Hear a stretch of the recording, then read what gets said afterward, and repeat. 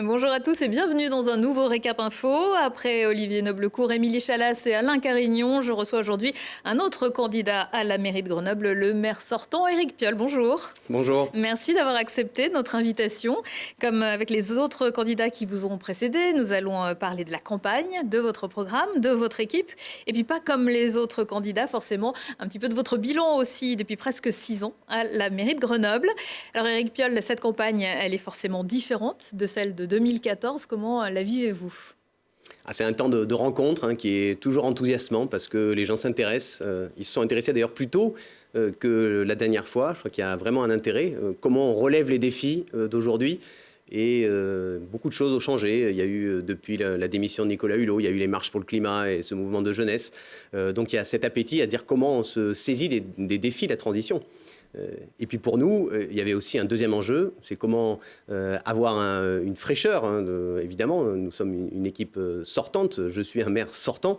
Et comment avoir une fraîcheur ? Et c'est ce qui a été trouvé avec Grenoble en commun, un vrai mouvement citoyen, toujours de gauche, écologiste, avec beaucoup de renouvellement et beaucoup de joie et de plaisir à faire campagne. Alors, le sondage France Bleu, France Info, le Dauphiné, puisque pour l'instant, on n'a que celui-là, qui a été publié en octobre, vous donnez en tête des intentions de vote. Quelles indications ça vous a donné ? Pas grand-chose. Pas grand-chose. En 2014, ça faisait sourire quand je disais ça. Évidemment, on nous donnait 10 points derrière et puis finalement, nous avons été au deuxième tour 13 points devant. Donc, je regardais celui-là avec le même détachement. C'est ce qui est sympa dans une campagne, c'est la rencontre, c'est exposer des projets, écouter, parce que c'est un moment où les gens parlent. Et donc, les sondages, je les regarde avec distance. Voilà, comme le prochain, certainement, comme qui arrivera dans le courant du mois de février. 2014, voilà. On a pu voir dans une petite vidéo sur les réseaux sociaux que vous expliquiez à votre équipe que rien n'était joué, même si justement vous arriviez en tête de ce sondage, qu'il faut avoir une humilité intérieure. Comment ça se travaille, une humilité intérieure ? Ça se travaille aussi par de l'envie, du plaisir, de se dire que comment on va les convaincre, de porter un projet, de sentir aussi un mouvement qui se lève, une vague qui se lève pour venir porter ces défis concrets du quotidien sur la mobilité, l'alimentation, la santé, le logement, la végétalisation. Et donc, c'est de se dire que le but n'est pas de se dire tiens, on est un petit peu en tête et puis on fait une campagne petit bras en espérant finir en tête. Non, c'est de se dire comment finalement il y a de plus en plus de monde qui travaille à co-construire cette maison commune. C'est ce que nous avons voulu faire et c'est ça qui fait plaisir. Moi, c'est fédérer finalement cet arc humaniste derrière un projet commun. Se dire que chacun a sa pierre à amener à l'édifice, a ses contributions à faire, peut être reconnu aussi pour cela. Et donc c'est dans cet état d'esprit-là qu'on garde cette humilité en se disant que la campagne va être singulière. Singulière aussi évidemment avec le retour, 18 ans de retour de Carignon. Alors j'y viens, il a été en deuxième position de ce sondage, Alain Carignon, que vous nommez rarement. Oui, c'est vrai que je l'appelle souvent le corrompu parce que pour moi c'est un peu particulier. J'ai pas envie de banaliser cette candidature. Il doit des choses au Grenoblois, 19 millions d'avantages personnels. Il doit aussi cette représentation d'un monde où il parle d'une ville qui est séparée en deux. Alors à certains, il va faire du Zemmour et jouer sur les peurs, et puis à d'autres, il va faire du clientélisme. Une théorie aussi des rumeurs, des fake news qu'il avait théorisées, écrites même, dans les années 80. Ces méthodes-là n'ont pas changé, donc il faut s'en méfier, évidemment, il ne faut pas être banalisé, et il faut affronter cet espace politique, qui est un espace qui flirte avec l'extrême droite, et puis qui flirte avec des pratiques clientélistes. Et il a pris tout le monde un petit peu de court, il est parti très tôt, et finalement, il est très haut, ce qui peut étonner certains aussi. Voilà, ça c'est le problème majeur depuis 18 ans de la droite à Grenoble. Il a repris la fédération de l'UMP en 2002, il a été candidat aux législatives en 2007, il a essayé d'avoir un tête de liste et il ne l'a pas eu, notamment grâce à la combativité de Mathieu Chamussi en 2014. Et cette fois-ci, il a réussi à nouveau, comme en 2007, à être le candidat. Pourtant, je crois qu'il y a énormément de gens à droite, d'abord qui changent leur réflexion et qui voient les problèmes de justice sociale, qui les touchent aussi, qui touchent leurs enfants, qui voient les problèmes d'environnement, qui se disent qu'il faut changer, et puis qui se disent aussi que ce n'est pas leur valeur, Carignon, clairement. Vous avez été attaqué personnellement par son entourage lors de vos vœux au début du mois. Vous avez annoncé votre intention de porter plainte pour diffamation. Est-ce que vous l'avez fait? Oui, oui, je l'ai fait. Vous avez des nouvelles du procureur? Non, ça prend du temps aussi. On sait que la plainte a été enregistrée. C'est des choses qui prennent du temps. Je crois que le message aussi était de dire qu'on ne peut pas tout colporter. Et puis que là où tous les médias nous disaient « Ouh là là, attention, ça va être une campagne sale parce qu'il fait de la rumeur, il fait de la fake news », bah, il faut aussi être vigilant par rapport à ça, hein, vérifier les informations avant de les répercuter, sinon ça salit tout le monde. Et je n'irai pas là-dedans, je le dis, hein, on ne se bat pas avec un cochon, tout le monde finit dans la boue et le cochon, lui, il aime ça. Lors de sa venue sur ce plateau la semaine dernière, nous avons demandé à Alain Carignon de vous poser une question. Je vous propose de l'écouter tout de suite. Est-ce qu'il pourrait s'engager pour l'avenir, quelle que soit sa position, demain, à rétablir la démocratie locale et à écouter enfin les Grenoblois? Alors, quelle réponse vous pouvez faire à Alain Carignon? Je ne réponds pas à Alain Carignon. Je crois qu'Alain Carignon, il a à répondre aux Grenoblois pour ce qu'il leur doit. Et donc, j'attends de lui qu'il réponde aux Grenoblois qui l'interpellent sur ce système. Est-ce que vraiment ils veulent un retour aux années 80, à cette époque-là, ou bien est-ce qu'ils veulent accélérer les transitions que nous avons engagées? Mais sur cette question de démocratie locale, vous pensez que vous avez fait tout ce qui pouvait être fait? Est-ce que vous êtes satisfait de ce que vous avez proposé durant ces 6 ans? On a changé la vie de la démocratie locale. Hein. On l'a changé d'abord parce que on a changé le rapport entre les élus et les habitants. Nous avons arrêté les voitures avec fonction, nous avons arrêté les jetons de présence dans les réunions, nous avons arrêté le cumul des mandats. Nous sommes la seule ville en France à l'avoir fait.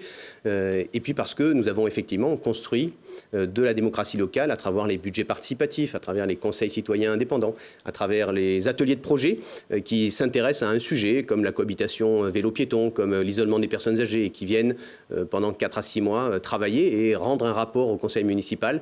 Nous avons fait beaucoup, il faut s'entraîner. La démocratie est un entraînement. Les chantiers ouverts au public, on voit que ça marche très très bien. Cette coopération entre la puissance publique et les envies et les compétences des habitants, c'est un entraînement. Donc il faut continuer à s'entraîner. Je crois qu'on a basculé et maintenant on est en capacité d'accélérer. Et pourtant il y a des habitants de quartier de l'Arlequin qui sont un peu déçus, qui demandaient un référendum d'initiative citoyenne, qui ne l'ont pas eu. Ils l'ont organisé et on peut saluer cette énergie qu'ils ont mis à organiser ce référendum. Nous nous étions expliqués de cela avec eux. Nous portons une ambition forte de réhabilitation urbaine. Nous avons porté cette négociation. Ça a été un bras de fer avec l'ANRU, l'Agence nationale de rénovation urbaine, qui était dans une logique de démolition massive. Nous voulions préserver, réhabiliter ce logement social, faire de Villeneuve un écoquartier. C'est cela que nous avons obtenu. En 2016, ils avaient rejeté notre dossier à cause de cela. En 2018, ils l'ont accepté avec un compromis, effectivement, la démolition d'un bâtiment. Pour ma part, je suis fier de ce combat mené qui, si évidemment les questions de rénovation urbaine sont loin d'être parfaites, hein, parce qu'on reste encore sur beaucoup de bâtis, beaucoup d'espaces publics et peu pour finalement du développement là avec les envies des habitants, donc des problèmes de temporalité aussi. Il n'empêche qu'on se transforme ce quartier et qu'avec Grande Alpes, ça fait vraiment autour du boulevard de l'Europe, de la Villeneuve jusqu'à Mistral, d'abord énormément de moyens, puisque c'est 650 millions d'euros qui sont mobilisés là sur 10 ans. Et en plus, je crois, une vraie transformation en écoquartier pour la Villeneuve et en voie verte aussi pour le boulevard de l'Europe. Donc beaucoup d'engagement. Et j'espère aussi, on a arrêté les logiques clientélistes, j'espère trouver la façon d'améliorer la création de liens, hein, comment on crée ce lien, parce que c'est vrai que la sortie du système clientéliste était pour nous une évidence. Je crois que ça fait du bien à tout le monde, mais il faut tisser du lien et ça reste un enjeu fort pour moi. Alors, cette semaine, Alain Carignon, après je vous embête plus avec Alain Carignon, vous a demandé d'ouvrir le site internet et le Facebook de la ville à l'opposition, comme la justice l'avait ordonné au conseil départemental de l'Isère, saisi par les élus écologistes. Est-ce que vous allez le faire ? Je crois que c'est d'ailleurs dans notre règlement intérieur, donc voilà, là-dessus, il n'y a pas de souci particulier. Autant je ne balaise pas sa candidature, autant nous respectons le droit. Donc ça sera fait très rapidement. C'était d'ailleurs déjà, je crois, le cas. Je crois que personne s'en a été saisi. Et il faut effectivement son retour pour le voir ramper un peu partout, comme il le fait partout en ville. Alors, la députée de La République En Marche, Émilie Chalas, est également candidate. Lorsqu'elle est venue sur ce plateau, elle vous a reproché votre, je la cite, votre dogmatisme, celui de votre équipe, peut-être un manque de dialogue. Si on n'est pas avec vous, on est contre vous. Ça, au contraire, je crois que de plus en plus de gens dialoguent avec nous, de plus en plus de gens se disent que peut-être qu'on est dans le sens de l'histoire, que peut-être ils ont envie aussi de se saisir de ces questions fortes d'environnement, qu'ils mesurent que sans justice sociale, rien ne pourra se faire, qu'on ne peut pas répondre comme le fait le gouvernement aux colères par l'envoi de policiers. Et donc je crois que cet état d'esprit, on l'a vu, parfois la conduite du changement se fait aussi dans la confrontation. On l'a vu sur la piétonisation du centre-ville, on l'a vu sur la fermeture d'Agut Samba aux voitures, mais en fait, aujourd'hui, maintenant, après travaux, ces trottoirs élargis, ces chrono-vélos qui ont multiplié par 7 les déplacements en vélo sur cet axe, les voies de bus qui maintenant circulent et ne perdent plus 7 minutes entre Chavant et Victor Hugo, je crois que tout le monde peut s'en réjouir. Ces 10 rues piétonisées en centre-ville, tout cela nous fait changer vraiment d'état d'esprit et nous fait nous tourner vers l'avenir. Mais vous êtes ouvert au dialogue, donc? Ah, toujours, moi, c'est pour ça que je me suis engagé en politique, c'est avec plaisir, c'est ça qui m'anime. Comment porter un projet, comment le diffuser, comment avoir des gens qui le construisent, comment combiner nos imaginaires, on est tous différents. Hein, le but n'est pas d'inventer un nouvel homme stéréotype, comme ça a pu être le cas dans les années 50 et 60, c'est de respecter cette diversité en se disant que c'est notre culture qui va finalement nous amener à repenser nos conditions d'existence, et c'est ça qui est de réjouissant dans l'avenir, c'est ça qui fait que l'on porte une espérance. Et puis dernier parti, mais qui avance vite, celui d'Olivier Noblecourt, l'ancien adjoint de Michel Destot, ex-délégué interministériel. Il a été le premier à publier la liste de ses 59 colistiers de Grenoble-Nouvelle-Aire le week-end dernier. Il dit que vous avez déçu la gauche. Pour vous, est-ce que sa candidature vient concurrencer directement la vôtre ? Non, elle vient concurrencer la Macronie. Voilà. Dans l'espace macroniste, il y a 2 candidatures, la députée, le délégué interministériel, celle qui a été investie officiellement, celui qui se considère peut-être comme plus légitime pour porter cette Macronie. Voilà, c'est le cas en fait avec le macronisme un peu partout. Cet entrepreneuriat politique fait qu'ils ont plein de candidats à chaque fois. On va voir comment ils traitent ça, mais c'est leur primaire, c'est pas la mienne. Nous, on a quelque part, on a fait une fusion de premier tour. On s'est élargi, hein, et donc cet arc humaniste, il est venu construire la maison commune dès le premier tour de l'élection cette fois-ci. Ça veut dire aussi que des mouvements politiques comme Europe Écologie ont accepté d'avoir moins d'élus sur la liste. Nous avons fini notre liste avant Noël. Ils ont accepté d'avoir moins pour faire la place et pour faire cette fusion de tout cet espace qui a envie de porter un projet de société ensemble. Alors, ces candidats, vous les avez côtoyés cette semaine à l'occasion d'un débat sur vos différents projets culturels. Alors forcément, vous avez un bilan à défendre. Vous étiez parfois un peu seul contre tous. Qu'est-ce que vous en avez pensé ? D'abord que la culture à Grenoble est toujours un milieu effervescent, que ça correspond à cet échange-là, que moi, de fait, dans ce premier débat, je mesurais bien que la présence d'Alain Carignon n'est pas banale pour moi. Hein. Donc, il y a quelque chose là qui va être particulier dans cette campagne, de côtoyer le corrompu en permanence. Mais bon, ça, je vais le gérer. Et puis, je crois que sur la culture, nous avons, après des difficultés au départ, hein, j'avais des attentes immenses. Nous avions des attentes immenses pour le monde de la culture. Ils avaient des attentes immenses aussi. On a eu du mal à trouver les mots. On a eu du mal à dialoguer au début. Et puis, nous avons trouvé des espaces. Minkowski, des musiciens de Louvre. Oui, c'est pas forcément ça qui a traumatisé. Ça, je l'assume pleinement. Mais par contre, de fait, nous avons retrouvé depuis des espaces de dialogue. Nous avons réouvert le théâtre Prémol. Nous avons fait des résidences d'artistes. Nous avons porté la liberté de création artistique des directeurs artistiques dans les équipements municipaux qui sont en charge. Hein, ce n'est pas les élus, c'est bien des directeurs artistiques qui sont en charge de la programmation, des résidences d'artistes, un parcours culturel pour chacun, de l'art dans l'espace public. On a fait reculer la pub, on y fait rentrer de l'art, le Street Art Festival bien sûr, mais bien d'autres choses, les arts du cirque aussi, les arts de la rue. Et petit à petit, tout cela se maille. Et il y a une envie, là aussi, de coopérer en se disant comment ce milieu professionnel, comment la liberté, les artistes, hein, comment on les soutient, comment chacun va avoir une pratique culturelle fondamentale. Et ce lien donc, entre les pratiques amateurs finalement, et cet environnement de professionnels. Et puis comment on trouve les lieux, les médiations. Et puis, je crois que quelque chose qui est très fort pour moi, c'est le patrimoine, la transmission du patrimoine, entretenir ce patrimoine. C'est pour la Tour Perret, c'est pour le label Ville d'art et d'histoire, mais au-delà de ça, je crois que nous avons une responsabilité de transmettre. Et donc, c'est le 4e pilier de notre politique culturelle.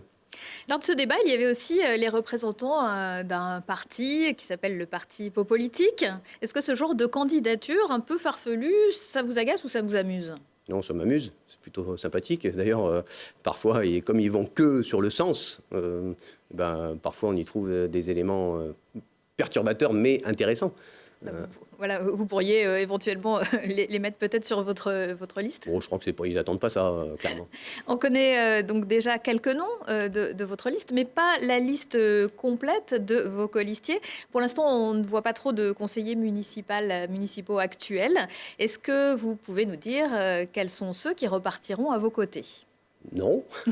Nous avons fait une dizaine de conférences de presse. Oui, ça ne mange pas de pain de tenter. Nous avons fait une dizaine de conférences de presse depuis début novembre, une par semaine, thématiques. Depuis début janvier, nous en faisons toutes les semaines avec effectivement des candidats nouveaux. Ce qui était important pour nous, c'est d'avoir du renouvellement. Donc, on a un peu plus de la moitié de renouvellement. Donc, un peu moins de moitié de sortants, voilà. Si on parle en creux. Finalement, c'est cette osmose qui permet d'avoir de la fraîcheur. Et de se dire aussi que nous faisons avancer la politique quand nous abordons les choses dans cet état d'esprit, en se disant qu'on fait des choses parce qu'on ne pensait pas que c'était impossible, et c'est ça qui nous permet de franchir les obstacles, c'est ça qui nous a permis de franchir beaucoup d'obstacles depuis 2014, et c'est ça qui nous permettra d'aller plus loin dans le mandat qui vient. Donc ces colistiers, comme en 2014, il y a des gens qui n'ont jamais eu de mandat électoral ? Oui, il y en a même une large majorité. On va parler à présent de votre programme. Vous l'avez évoqué tout à l'heure. Vous avez présenté le projet Grand Alpes cette semaine, donc un immense chantier des quartiers sud pour les transformer en zones de transition écologique. Est-ce que vous pouvez nous en dire un peu plus ? Oui. Alors d'abord, j'aime pas trop cette terminologie de quartier sud, parce qu'en fait, quand on utilise ce vocabulaire, en fonction de là où on est, on y met quelque chose d'autre, de différent à chaque fois. Souvent, ça se résume à la Villeneuve dans la tête des gens. Or, en fait, Grenoble et on est tous tout proches, on est tous voisins. Donc je crois que cette culture de on est tous voisins, comment on fait tomber des barrières urbaines, comment on fait de la couture, ça c'est pour moi extrêmement important. Ce projet Grand Alpes, c'est effectivement le maillage d'un projet fort de rénovation urbaine pour pas loin de 400 millions d'euros, d'un projet fort de plan de déplacement urbain, d'un projet fort autour d'Alpexpo qu'on a construit, et notamment avec le conseil régional, et se dire que tout cela, en fait, va permettre de faire un écoquartier à la Villeneuve, va permettre d'avoir des modes doux apaisés, va permettre d'aller plus loin sur le vélo, sur ces grands boulevards qui restent des gros axes de circulation, Jean Perrot, Marie-Renoir, le boulevard de l'Europe, qu'on apaise cette circulation automobile, qu'on laisse de la place pour les arbres, qu'on laisse de la place pour les vélos. Tout cela est aussi un espace de développement dans lequel on va pouvoir retrouver du logement, mais aussi de l'activité économique. C'est peut-être la future presqu'île en termes de taille. En termes de taille de chantier, en termes d'investissement, c'est qu'il y a là un espace. Vous voyez la semaine dernière les acteurs de l'immobilier d'entreprise qui disaient que finalement, alors qu'en 2014, ils disaient qu'il y avait trop de mètres carrés vides et qu'il fallait arrêter, maintenant ils disent nous avons besoin aussi de nouveaux espaces. La zone d'emploi de Grenoble, en termes de chômage, est la 3e la plus basse de France en termes de chômage. Il n'y a que Rennes et Nantes qui soient légèrement en dessous de nous. Donc c'est vrai que l'activité économique est toujours stimulée, est toujours stimulante à Grenoble et qui a aussi besoin de secteur économique. Ce projet Grand Alpes, on en avait déjà entendu parler par la métropole. Oui, tout à fait. On le porte avec la métropole, avec Échirolles, avec Hébin. Et ça aussi, c'est une nouvelle façon de faire la politique. Nous avons réussi, dans ce mandat, à l'échelle métropolitaine, à faire tomber aussi des barrières administratives communales et à travailler avec nos voisins. Je trouve ça très réjouissant. On l'avait fait dans un autre domaine avec David Queiroz et Renzo Sully, les maires de Saint-Martin-d'Air et Échirolles, sur la sécurité, pour aller demander ensemble des policiers supplémentaires, ce que nous avons obtenu de la part du ministère de l'Intérieur en septembre 2018. C'est des victoires collectives, c'est toujours plus réjouissant.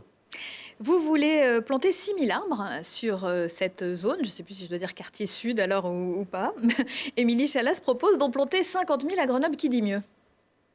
Ouais, voilà, bon, c'est un peu la course à l'échalote. Hein. Donc, elle a annoncé 50 000. Après, elle s'est rendue compte que c'était un peu n'importe quoi et qu'elle est en train de scier la branche sur laquelle elle était assise ou de se rattraper aux branches. Je ne sais pas quelles expressions je peux trouver là-dessus. Elle a essayé de se comparer à Toulouse, qui annonce 100 000 arbres, mais sauf que Toulouse, c'est 6 fois plus gros que Grenoble. Et puis, c'est 100 000 arbres d'ici 2030, 50 000 d'ici 2026.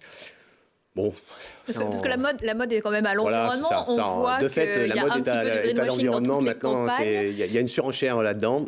Nous avons planté 5 000 arbres comme nous étions engagés. C'était un engagement de campagne. Nous l'avons fait légèrement plus. Grenoble a regagné des arbres dans ce mandat. Il en perdait depuis 20 ans. Et effectivement, nous avons un objectif qui est un objectif serein, fort, de 15 000 arbres d'ici 2030, qui est déjà ambitieux parce que Grenoble, par exemple, est 2 fois plus dense que Toulouse. Et puis des partenariats, là aussi, des bras de fer parfois avec le secteur privé, avec AREA, par exemple, sur l'aménagement de la 480, nous avons obtenu la plantation de 50 000, arbrisseaux. Hein, Donc là aussi, il faut raison garder et proposer un plan qui soit radical et pragmatique. Est-ce que vous pouvez aussi nous parler de ce que vous envisagez dans le quartier du stade Lesdiguières? Les terrains de tennis pourraient disparaître au profit, là encore, d'un nouvel écoquartier? Ça bouge beaucoup dans le secteur et c'est sûr que le tramway étant pas loin, on sent que c'est des secteurs qui bougent beaucoup et donc l'aménagement urbain est un temps long, hein, évidemment, mais il faut en permanence penser à l'après. Donc voilà, on y pense aussi avec le FCG hein, qui est à côté, on y pense avec le SMAG, le syndicat de mobilité, parce qu'il a besoin de points relais. Et donc, on se dit que c'est des nouveaux lieux de vie. On cherche à faire à la fois un cœur de ville qui est le cœur d'un bassin de 700 000 habitants, le 10e bassin urbain de France. Donc, il faut assumer cela. C'est pour ça qu'on a piétonnisé toutes ces rues. C'est pour ça qu'on a élargi les trottoirs, qu'on a essayé de faire un ensemble cohérent, qu'on fait des arrêtés pour les ravalements de façades, pour mettre en valeur le patrimoine. Et on se dit aussi que derrière, nous voulons une métropole et même une ville multipolaire avec des points de proximité parce que notre vie quotidienne, elle se fait aussi dans nos quartiers, dans nos lieux de vie. Donc l'idée, ce que vous êtes en train de nous dire, c'est d'élargir le cœur de ville. D'avoir un cœur de ville élargi, et puis après d'avoir des polarités un peu partout. Et c'est vrai pour le reste de la métropole, des lieux de vie dans chaque quartier. Alors, puisqu'on parlait de SMAG et de déplacement, de mobilité, c'est un des enjeux de cette campagne. Dans cette échéance, la question de la gratuité des transports en commun fait son retour. C'était l'une de vos propositions en 2014. Ça n'a pas pu se faire. Vous en êtes où pour cette année? C'est vrai que la dernière fois, nous avions proposé la gratuité pour les 18-25 ans. Alors, on peut se dire qu'on a avancé de moitié puisqu'on a divisé par 2 le tarif. On a maintenant le tarif le moins cher de France pour les 18-25 ans. Mais au syndicat mixte des transports en commun, il n'y a plus de majorité pour aller plus loin. Les groupes de droite, le groupe socialiste, ne voulaient plus continuer à baisser les tarifs des 18-25 ans et aller jusqu'à la gratuité. Bon, on a changé notre fusil d'épaule parce que je crois toujours que la gratuité des transports en commun à moyen et long terme est la solution et que pour ça, il faut des changements législatifs pour donner les moyens de financer cela. Et là, du coup, nous proposons quelque chose qui, je crois, aura l'assentiment de tous, c'est la gratuité pour toutes et tous le week-end. C'est à la fois un droit au loisir, c'est à la fois donc pas uniquement pour les jeunes, sans condition de ressources. Là, c'est pour tout le monde, sans condition de ressources, le week-end. Et cette proposition, pour l'avoir un peu mise en débat avec différents espaces politiques, je crois sera... j'espère, plus consensuel. En tout cas, nous le porterons très fort. Et ça peut transformer et donner le goût. Hein, on l'a vu quand il y a eu la canicule et la gratuité des transports en commun ou en période de fête de semaine dernière. On voit les pratiques qui changent. On voit les pratiques qui changent alors avec le vélo qui explose. On voit les pratiques qui changent avec les piétons, le nombre de piétons qui grossit aussi très fortement en centre-ville. Sur les transports en commun, nous avons pu voir que la gratuité changeait les comportements.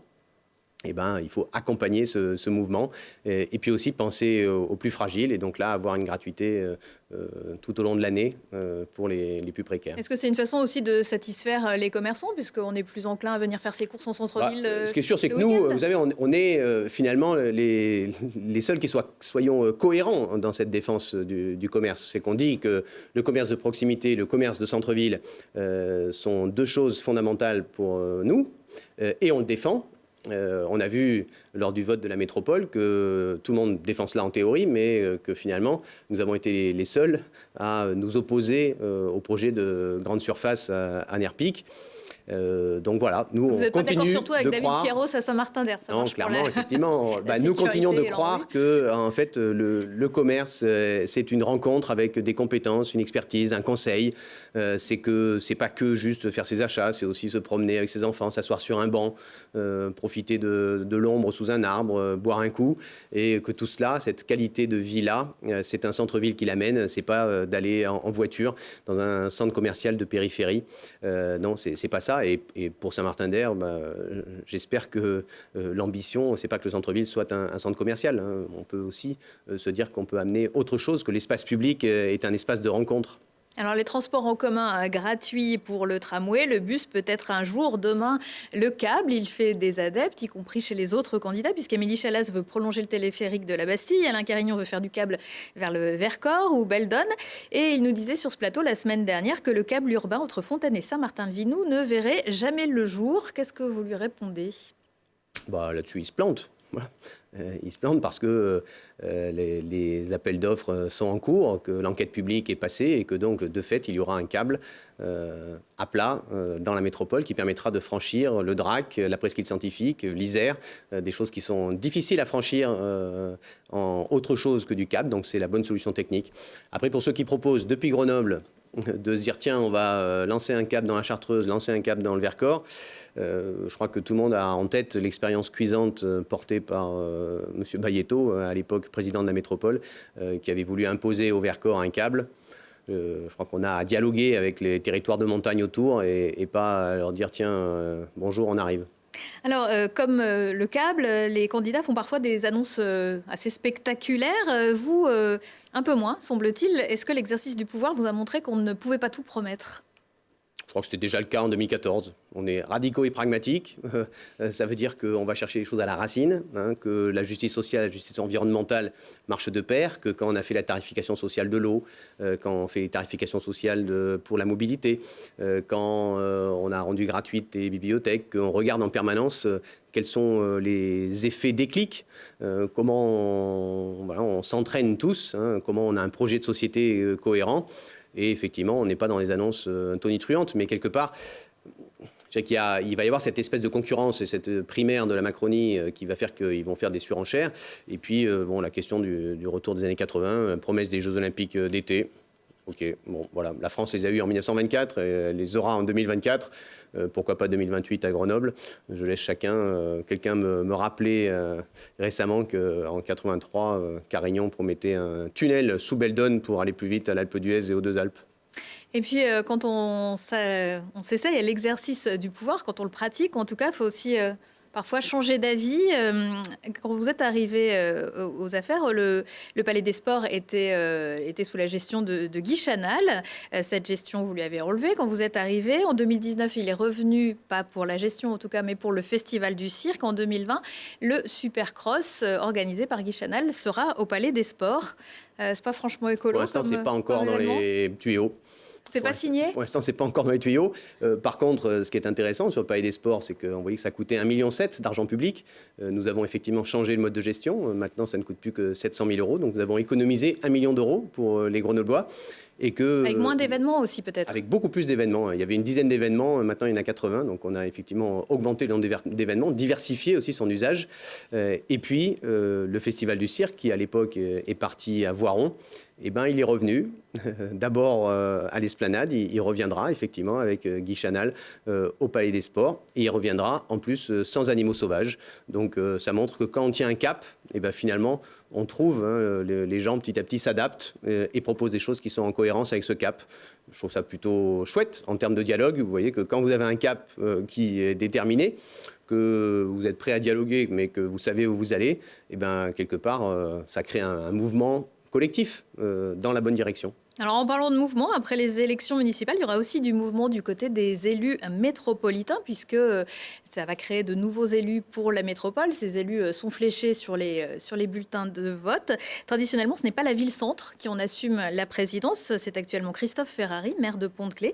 Est-ce que votre souhait, c'est que Grenoble préside la métropole? Et pourquoi pas vous, si vous êtes réélu maire? Alors, il y a deux questions là. Pourquoi pas moi? Je suis contre le cumul des mandats, je le suis toujours. Donc voilà, ça répond à pourquoi pas moi. Après, la question de savoir si c'est la ville-centre ou pas, pour moi, c'est pas la bonne question. La question, c'est la gouvernance. Nous savons que notre métropole avait 20 ans de retard. Nous avons travaillé collectivement au sein de la majorité pour rattraper une partie de ce retard, faire des transferts propres de la ville vers la métropole, ne pas rester avec des systèmes concurrents. Donc ça, nous avons arrêté ces concurrences stupides entre collectivités. C'est plutôt cohérent. Nous savons ce que nous avons à faire devant nous, c'est de la proximité, que la métropole trouve de la proximité avec ses habitants. Elle a un déficit démocratique, puisqu'on fait la majorité et les programmes après les élections. Il y a un problème. Macron était censé changer les modes de scrutin. Il l'avait annoncé d'ailleurs en 2017. Parce que ce n'est pas suffrage universel direct. Et finalement, du coup, ça n'a pas été fait. Donc là, il y a un déficit qu'il faut combler parce qu'il faut trouver de la proximité entre les élus métropolitains et les habitants. Ce n'est pas facile. Entre les services et les habitants, ce n'est pas facile non plus. Je crois que c'est un beau défi et nous devons réfléchir à cette gouvernance-là.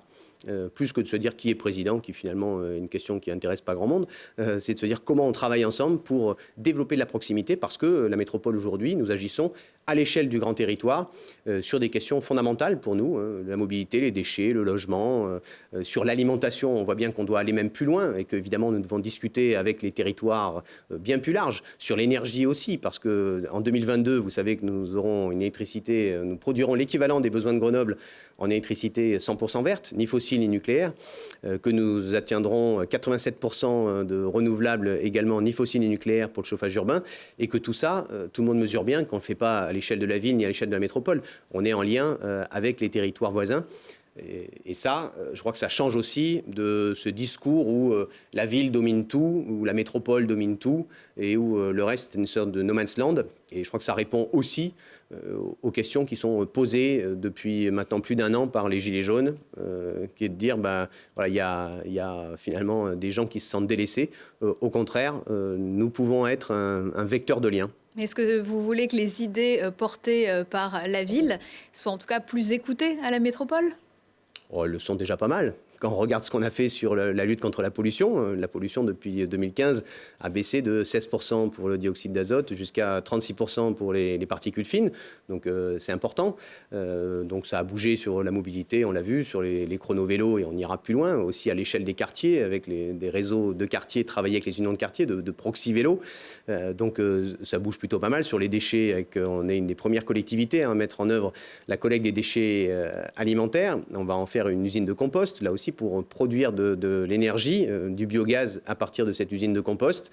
De fait, j'ai l'impression que les idées que nous portons, elles ont plutôt été partagées. On pourrait parler aussi du règlement local de publicité, puisque à Grenoble, nous avons arrêté notre contrat avec Deco en 2014.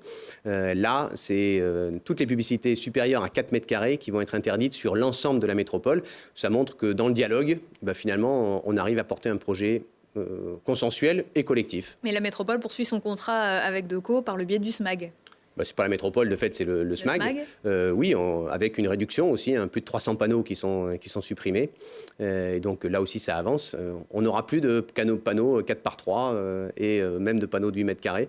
Ça sera limité à 4 mètres carrés dans toute la métropole, y compris sur l'espace privé. Je crois que c'est une grande avancée. On est les seuls en France, à nouveau, à faire cela. Alors, peut-être un jour à Paris, Anne Hidalgo, maire de Paris, soutient votre candidature. Sa liste s'appelle d'ailleurs Paris en commun. Je rappelle que la vôtre, c'est Grenoble en commun. Est-ce que vous avez des positionnements proches ? En tout cas, on travaille ensemble, parce que aussi, nous dialoguons, les maires des grandes villes, avec le gouvernement. Nous voulons faire changer la loi, nous le faisons régulièrement. faire changer la loi. On l'a fait sur les rodéos. Là, on a négocié avec le gouvernement la voie de covoiturage sur l'autoroute.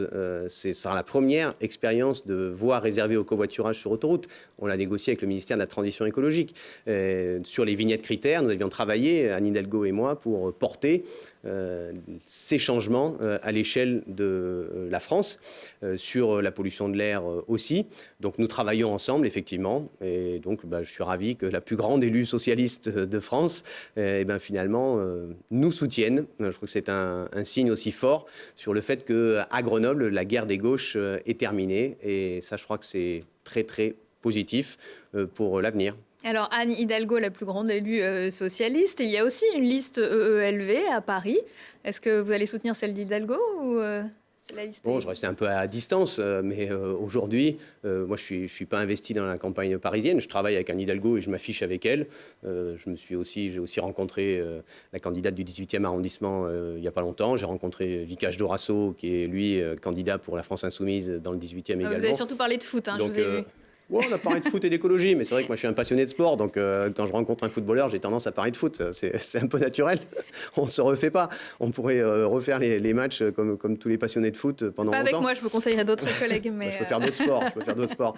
Mais donc, je crois qu'il y a, en tout cas, il y a une volonté politique qui s'affirme. Et voilà, à Paris, les choses ont bougé, les choses bougent, et j'espère que quel que soit le format politique que ça va trouver, ça pourra continuer. Ce mandat s'achève, il y en aura peut-être un autre, mais est-ce que vous avez des regrets, des projets qui n'ont pas abouti, que vous avez peut-être mal expliqués ? La question de l'explication est toujours compliquée parce que quand il y a des confrontations, il y en a eu sur le boulevard Agut-Samba par exemple. Il y en a eu sur les bibliothèques. Il y en a eu sur les bibliothèques, même si maintenant on voit l'ambition que nous portons sur le plan lecture, sur une bibliothèque tête de réseau, sur la gratuité des bibliothèques que nous avons mis en place depuis juillet et qui a amené une forte hausse des inscriptions. Donc ça amène toujours, et donc on se demande toujours est-ce qu'on a bien expliqué ou pas, dans quel ordre, etc. Bon, ça c'est la vie. La vie politique est faite de frustration, elle est faite aussi de tentatives. On a vu que le dialogue avec le monde de la culture en début de mandat a été compliqué. Voilà, sur les crèches, on pourrait dire ça aussi. Nous voulions faire 200 places de crèches, et nous n'avons pas eu les moyens financiers de les faire. On en a fait quelques dizaines. Voilà, ça c'est la vie politique, on se coltine les réalités, on a beaucoup de projets, on en fait énormément, il y en a quelques-uns qui coincent, c'est comme ça, il faut l'accepter humblement. Et de quoi êtes-vous le plus fier ? La fierté, je crois que c'est d'avoir changé finalement la façon de faire de la politique. Là, il y a personne qui vient nous voir en nous disant tiens, vous faites ça comme avant, hein, vous faites ça, les élus, c'est pour vous. Voilà, on a divisé par 3 les notes de frais des élus dans les restaurants. Moi, je suis le seul maire d'une ville de plus de 100 000 habitants à ne pas être au maximum légal. Les 8 200 € net, ils y sont tous. Voilà, mon indemnité est de moins de 3 000 € pour la mairie, moins de 600 pour la métropole. Et donc cela, ça crée du lien quand même. Ça crée au moins un lien de confiance. Après, on est d'accord ou pas d'accord avec tout, mais on crée un espace de travail commun. Et ça, je crois que c'est une fierté parce que c'est ça qui permet de se saisir des défis. Dont on s'est saisi sur le logement social. On a gagné 3 points de logements sociaux en 5 ans. On attend les chiffres pour cette année. Sur les biens communs. Et tout cela, finalement, ça change nos façons de faire au quotidien. C'est cette cohérence d'ensemble. Tout le monde nous disait, mais des maires d'autres grandes villes, quelles que soient leurs étiquettes politiques, me disaient, Éric, ça va pas, t'es fou de devoir tout changer comme ça. Il y a un moment où tu vas te prendre un front de résistance au changement. J'ai plutôt l'impression qu'on s'est entraîné à changer et que cet entraînement à changer, c'est ça qui peut donner de l'espérance face aux perturbations sociales et environnementales du dérèglement climatique. Ça nous donne de l'espérance en nous disant l'avenir, on peut le regarder avec espoir, en se disant qu'on va améliorer notre humanité commune. Et ça, c'est le sens de mon engagement politique. Vous faites désormais partie du paysage politique français puisque vous êtes le premier maire écolo d'une grande ville. On vous a vu dans plusieurs médias nationaux. Vous êtes notamment allé présenter votre livre dans l'émission de Laurent Ruquier, On n'est pas couché. Vous l'avez dit, on vous a vu avec Vicach Dorasso sur le net. Est-ce que vous êtes à l'aise dans ce genre d'exercice ? Oui, j'aime bien. Il faut essayer d'être naturel, en fait. Toute la question est de se dire comment on ne rentre pas dans un moule et comment on reste soi-même. Voilà, moi, c'est vrai que mon engagement en politique, il arrive très tard dans ma vie. C'était pas prévu. Je le fais avec énergie, je le fais avec enthousiasme, je le fais avec joie aussi. C'est pas du tout un sacrifice, hein. C'est des responsabilités, c'est du temps, mais c'est des rencontres extraordinaires. Et donc, j'essaie d'être moi-même un peu partout là où je suis, et ça m'aide à grandir. Les gens, ces rencontres m'aident à grandir. Alors, vous rencontrez les Français, évidemment, on peut se demander à quoi vous pensez quand vous vous rasez. Est-ce que Grenoble est trop petit pour vous ? C'est incroyable, Grenoble, comme lieu de vie. Nous, on travaille là où on est, on œuvre là où on est. Après, moi, j'ai essayé, comme tant d'autres, de faire qu'à l'échelle du pays, en 2017 ou en 2019, pour les européennes, cet arc humaniste trouve aussi, cette majorité culturelle qui a envie de changer les choses, trouve aussi un débouché. On peut dire qu'en 2017, ça n'a pas été un franc succès. En 2019, pour les européennes non plus, parce que ce dialogue qui s'installe entre la Macronie et l'extrême droite est là. On le retrouve à Grenoble. J'espère que nous serons plus intelligents, plus enthousiastes pour la suite. Déjà, ce qu'on peut voir, c'est qu'il y a de nombreuses villes en France où finalement, cet espoir grenoblois fait écho. Et les gens, ils viennent nous voir en disant, tiens, comment vous avez fait, comment ça marche, c'est quoi vos difficultés, et ça, on verra après les municipales. Mais j'espère que dans des villes moyennes, dans des grandes villes, dans des villages, on ait donné le goût de faire de la politique, même quand on n'est pas du sérail, même quand on n'est pas un professionnel de la politique, hein, comme mes adversaires là, qu'on se dise que oui, on peut amener quelque chose, ses compétences, et que oui, c'est aussi une belle façon de vivre. Merci beaucoup, Éric Piolle, d'avoir participé à ce Récap Info. Merci à vous de nous avoir suivis. Cette émission est diffusée le vendredi à 21h, le samedi à 13h et en replay sur télégrenoble.net. Retrouvez-nous pour un prochain temps fort autour des élections municipales 2020 dès la semaine prochaine. À bientôt.